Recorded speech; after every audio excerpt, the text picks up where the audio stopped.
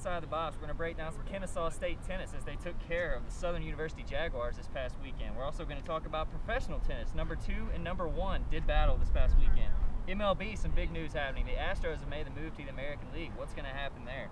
Winter X Games, Shaun White retains his gold, and we're going to talk about a lot more sports topics. Keep it here. This is Outside the Box. This past weekend, Kennesaw State tennis, the women's team, took care of the Southern University Jaguars, beating them 6-1. They completely swept the doubles matches, winning all 6, but in the singles matches, they took 5 of 6. And that's just a great testament to the athletic ability here at Kennesaw State. Most of them freshmen and sophomores, so the sky's the limit really for them. And they've also gotten scholarships over from Europe, so it's just a great thing to see the athletic ability here at Kennesaw State. And that's just not tennis, it's every sport.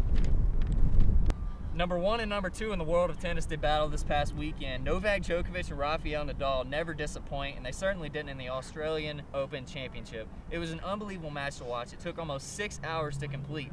And it's no secret that Novak Djokovic has a breathing problem, so you got to worry about him. But he really did prevail and continued to have Rafael Nadal's number in this match. Absolutely. I mean, even with the breathing problem, he still prevailed. He definitely had heart. That was one of the best tennis matches that I've seen, hands down. Oh, it's going down all time as one of the greatest matches. And Djokovic was no joke. Now we're going to Texas. The Houston Astros have made the move to the American League. Now, we don't know what's going to bode for the Houston Astros in this move, but they're going to be, I think a rival is going to develop between the Astros and the Texas Rangers, and it'll be interesting to see Nolan Ryan because he's very well spoken and he always talks about his team. And they just got Yu Darvish for $6 million, so I mean, it's quite a move. So what do you think is going to happen there? Is it going to be a great move for the Astros? Because I mean, they really didn't compete in the NL Central. Exactly, and they're built to play National League Baseball, which is small ball, get them over, get them in, and with the AL West, sorry.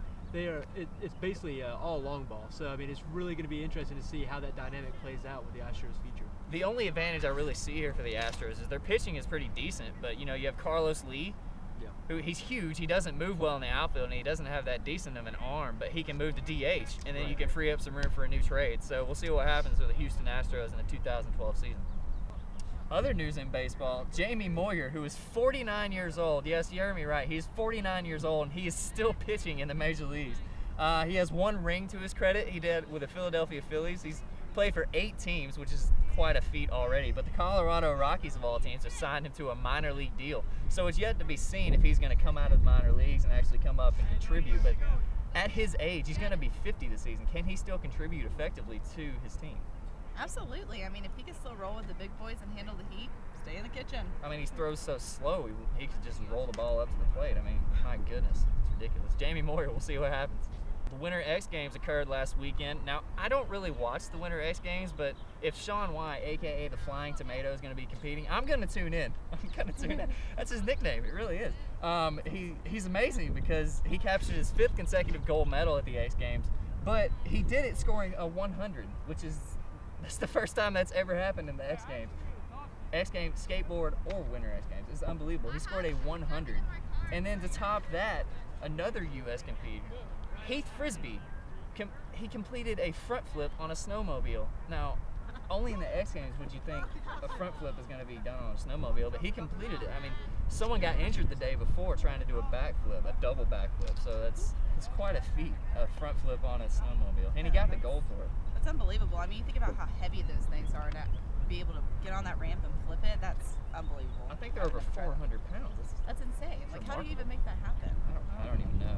It's just, but the question I want to pose to you guys about that is, okay, people don't watch the X Games, but if Shaun White's going to compete, are y'all going to tune in? Because, I mean, I watch the Olympics, and it's intriguing to me to watch him because he's just above the competition completely. Well, I think when you see someone with so much passion and talent do a sport, you're naturally drawn to it. And so I think that's why people tune in when they know someone like Shaun White is going to get up there and go, because he plays with such passion, competes with such passion. So. All right. Well, that's that topic.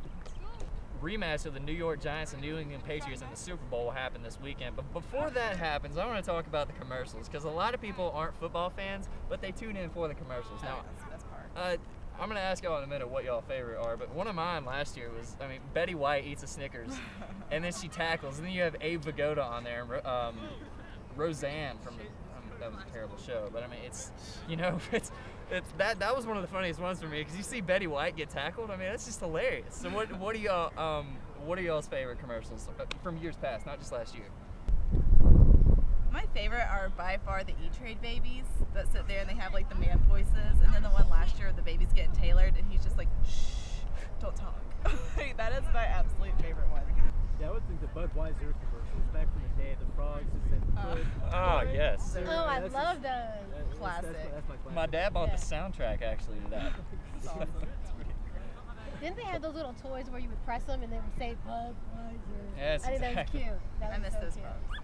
I love the Pepsi Cola commercials. They always have the musicians and they're singing and it always looks like a concert. It's almost like having another halftime show, but in 2 minutes or less. Sean, I'm glad you bring up the halftime show because Madonna. Now, Lady Gaga is the Madonna of our time, but do you think Madonna is going to bring it at halftime this year? The past couple, I mean, you can't get much worse than the Black Eyed Peas last year. Yeah, but I'm still a Black Eyed Peas fan, so I'll grade them on a curve. But to answer your question, I think that Madonna will absolutely bring it. I mean, I've seen her concert footage. She's amazing. Will there be a wardrobe malfunction, do you think? Ooh, I hope not. I think so. Yeah. You do? Yeah, I think so. She calls it wardrobe malfunction, Yeah. Madonna. Let's You heard it hope here not. She's first. gonna do something. She's gonna do something. That's crazy. You think she's gonna bring somebody out on stage, like the helper? You know, I'm like gonna like make out with somebody again on stage or Yeah. something. Britney Spears, Yeah. who did a commercial for Pepsi. Ah. It's all linked. Yes. Yeah. All right, moving on to the actual game, the Super Bowl game itself, which is more important than halftime. The New York Giants and New England Patriots, they're going to have a rematch from 2008. The Giants had their number in 2008. Eli Manning had an amazing game. Obviously, the most memorable play in that game was the pass to David Tyree after avoiding several sacks from the Patriots.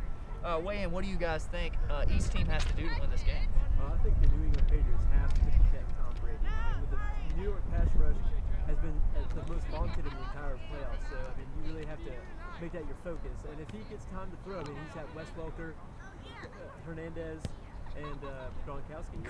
If he plays, you know, he has that ankle with the boot, and I think that'll be one of the keys to the game. If they can just focus on one tight end, I think the Giants might have it. Shauna? Yeah, I definitely agree. With the Giants, I mean, it's all about defense. I mean, they have to play a good game. They have to stay strong. That's all they got to do, and they can win it. As far as what the Patriots have to do, I don't really care because I don't. They're not going to win anyway, so it doesn't even matter. I also like the Giants because I can't stand the Patriots or Tom Brady. He's a pretty boy. He's a spokesperson for Uggs. But anyway, I like Eli Manning. He's really unstoppable at this point. His defense has protected him. Not that great actually, but he doesn't say anything in the huddle, so he's a great leader. He's a great captain.